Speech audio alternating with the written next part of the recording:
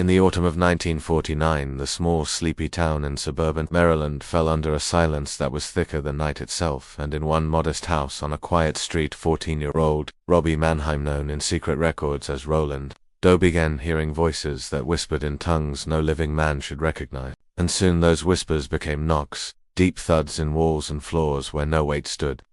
While at midnight his bed shook violently and the brass doorknobs rattled, though no hand touched them, and his Aunt's old Ouija board, given to him as a curious gift before her death, seemed to open gates no child should have opened. For after her passing, the household descended into inexplicable torment, lamps flickering in wide arcs, furniture slamming itself across rooms, cold spots dragging breath from bodies, and the boy crying out in a guttural voice that was not his own speaking, Latin curses screaming the name Louis in clawed letters on his flesh. Flesh that bled, though no wound appeared, and then, desperate, the parents reached out to clergy for help, calling in Father Raymond, Bishop, and Father William Bowdorn, who gathered in hushed, trembling preparation, praying behind locked doors, invoking the power of Christ, placing crucifixes under mattresses, sprinkling holy water in each corner. Yet even so, the malevolent presence clawed at reality itself. Walls bulged inward, carpets writhed, the boys' heads spun slowly with clicking bones, the air froze around the priests,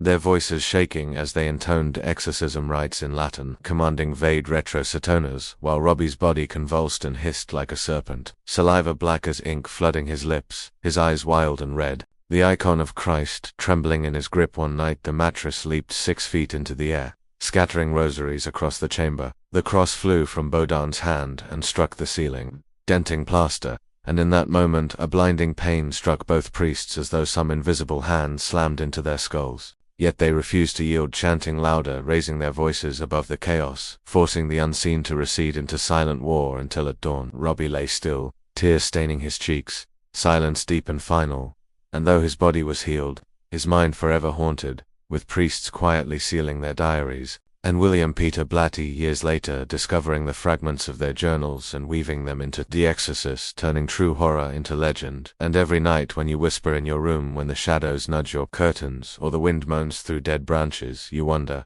is some darkness always waiting as it once waited for Robbie, waiting to return?